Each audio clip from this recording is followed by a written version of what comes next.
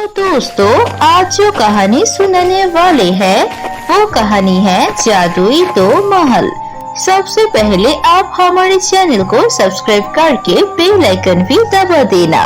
बहुत समय पहले की बात है, किसी गांव में कनिका नाम की एक लड़की रहती थी। वो अपने पिता के साथ रहती थी। कनिका के पिता का एक सब्जी का खेत था। उस सब्जी के खेत में से वो सब्जी लेकर बाजार में बेचते थे। उनसे ही उनका गुजारा चलता था। एक दिन कनिका के पिता सब्जी बेच के वापस आ रहे थे, तभी उनका एक्सीडेंट हो जाता है और उनकी तुरंत मृत्यु हो जाती है। कनिका अपने पिता की मौत पर बहुत रोती है, क्योंकि उसकी माँ पहले ही मर चुकी थी। अब उसके पिता भी नहीं रहे। वो पूरी तरह अनाथ बन जाती है। कुछ दिन चले जाते हैं। कनिका का घर चलाने के लिए पैसे नहीं होते हैं और उसके पास जो खाने का सामान था वो भी खत्म हो जाता है। ये देखकर कनिका सोचती है, ऐसे तो नहीं चलेगा। मुझे मेरा घर का किराया भी देना पड़ेगा और मेरे खुद के लिए भी खाना ढूंढना पड़ेगा। मैं ऐसा करती हूँ कि अपने पिताजी के खेत में फिर से सब्जी उगाना शुरू करती हूँ। ऐसा सोच के कनिका फिर से अपने पिता के खेत पर सब्जी उगाना शुरू करती है। कनिका को पता था कि कैसे उसके पिता इतने अच्छे सब्जी उगाते हैं। गांव वाले सभी कनिका के पिता के सब्जी बहुत ही मजे से खाते थे, क्योंकि वो कभी भी कोई केमिकल चीज का इस्तेमाल नहीं करते थे और बहुत ही मेहनत से सारी सब्जी को ऑर्गेनिक तरीके से उगाते थे। अब कनिका भी अपने पिता की तरह बहुत ही मेहनत से सब्जी की खेत करने लगती है और फिर उन्हें लेकर बाजार में बेचने लगते हैं। कनिका की सब्जी लोग बहुत ही प्यार से खरीदते थे, क्योंकि उसकी सब्जी भी उसके पिता की सब्जी की तरह बहुत अच्छी होती है। उस गांव में सुनीता नाम की एक औरत थी।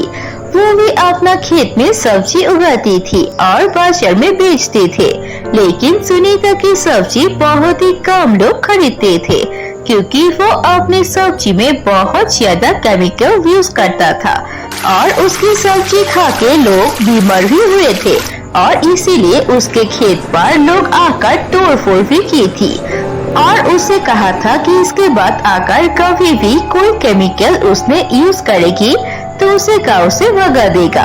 लेकिन फिर भी सुनीता नहीं मानती है और वो भी चोरी चुपके से केमिकल इस्तेमाल करती है अपनी सब्जियों को ज्यादा उगाने के लिए। ऐसे ही दिन जा रहे थे। कनिका जो भी सब्जी लेकर बाजार जाता था, उसका सारा सब्जी कुछ ही पल में बिक जाता था। दूसरी तरफ सुनीता अपनी दुकान में सब्जी सजा के बैठा रहता था, लेकिन ज्यादा लोग उसकी दुकान से सब्जी नहीं खरीदते थे। एक दिन सुनीता सोचती है, अगर ऐसा ही चलता रहा तो मेरी दुकान में ताला लगाना पड़ेगा। इस कनिका के बच्चे की कुछ करना पड़ेगा। पहले उसके पिता दुकान चलाता था, अब ये आ गई।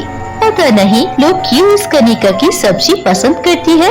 थोड़ी सी केमिकल इस्तेमाल करने से क्या हो जाता है, मुझे कुछ करना पड़ेगा। ऐसे ही सुनीता सोचती है, तभी उसके सर पर एक बहुत ही ज्यादा भयानक आइडिया आता है और वो मन ही मन सोचती है, आकर मैं उसके खेती में बहुत ज्यादा केमिकल मिला दूं तो फिर उसके सारे खेती का सब्जी नष्ट हो जाएगा। अगर वो सब्जी नष्ट हो जाएगा तो बाजार में बेच नहीं पाएगी और अगर बाजार में कोई सब्जी बेचेगा नहीं तो सब लोग मुझसे ही सब्जी खरीदेंगे और सारा पैसा मेरे पास ही आएगा। ऐसा सोच के हंसते हुए सुनीता रात होने का इंतजार करती है और जब रात हो जाता है सब लोग सो जाता है और सुनीता बहुत सारा केमिकल लेकर कनिका की सब्जी की खेतों में छोड़ देता है और सुबह उठने के बाद जब कनिका खेत देखती है तो देखती है कि उसके खेत की सारी सब्जियां मर चुकी है।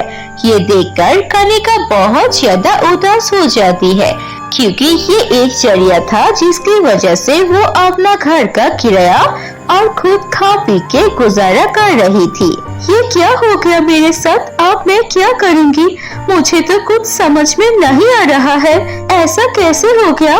ऐसे ही कनिका उदास रहती है। कुछ दिन चले जाते हैं। कनिका के घर में अब खाने के लिए कोई सामान नहीं बचा था, इसीलिए कनिका जंगल जाती है कुछ लकड़ियाँ लाने के लिए। मैं जंगल जाकर कुछ लकड़ियाँ लेकर आती हूँ, उन लकड़ियों को बेचकर ही कुछ खा लूंगी। 2 दिन से कुछ भी नहीं खाया। ऐसे ही सोच के कनिका जंगल में लकड़ियाँ ढूंढने के लिए जाती है। कुछ दूर जाने के बाद वो जंगल के अंदर चली जाती है और उसे दिखाई देता है 2 जादुई महल, एक सोने का महल और एक चांदी का महल। कनिका को देखकर वो जादुई महल बोलता है, कनिका, मैं जानती हूँ तुम बहुत ही ज्यादा दुखी लड़की हो और तुमने 2 दिन से कुछ नहीं खाया। मैं एक सवाल करती हूँ, अगर तुम इस सवाल का अच्छे से जवाब दोगे तो मैं तुम्हें इनाम दूंगी। आपका जो भी सवाल है आप पूछिए। ठीक है, तो सुनो।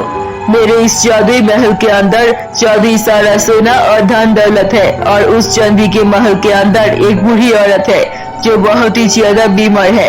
तुम उस बूढ़ी औरत की सेवा करना चाहोगे या फिर खुद के लिए धन दौलत लेना चाहोगे? ये बात सुनकर कनिका बोलती है, मुझे धन दौलत की बहुत ज्यादा जरूरत है, लेकिन मैं उस चांदी के महल में ही जाऊंगी। एक बूढ़ी औरत को मेरी मदद से अगर कोई फायदा होता है तो मैं उसकी मदद करना ही पसंद करूंगी और मुझे ऐसे ही करना चाहिए। ये बात सुनकर जादुई महल बहुत खुश होता है और फिर बोलता है, मैं तो बस तुम्हारी परीक्षा ले रही थी। उस महल में कोई भी बूढ़ी औरत नहीं है।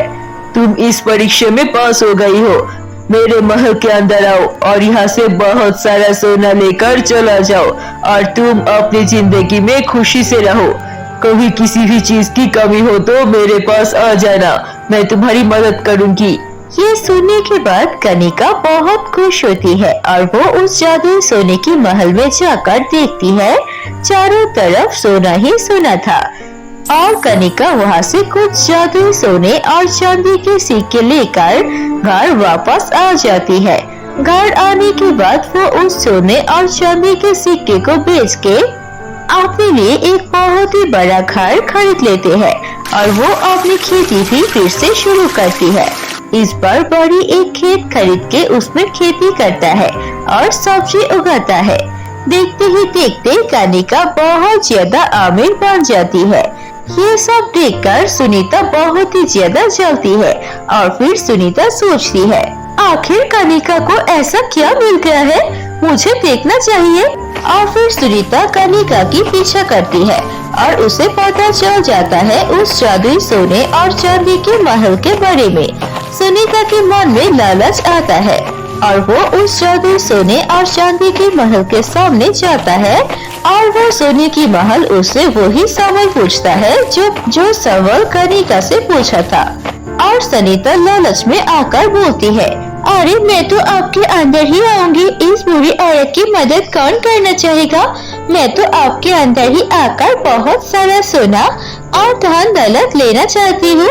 ये सुन के वो जादुई सोने की महल समझ जाता है कि सुनीता एक लालची लड़की है और जब सुनीता उस महल के अंदर घुसता है तो वो सोने का महल हमेशा के लिए सुनीता को उस महल में ही बंदी बना के रख देता है। ऐसे ही सुनीता को अपने लालच और बुरे कर्मों के फल मिल जाता है और कनिका हंसी खुशी एक जीवन बिताती है। तो दोस्तों, कैसी लगी आपको हमारी ये कहानी? अगर ये कहानी आपको अच्छी लगी है तो हमारे चैनल को सब्सक्राइब कीजिए और बेल बटन भी दबा देना। फिर मिलेंगे अगले वीडियो पर। धन्यवाद।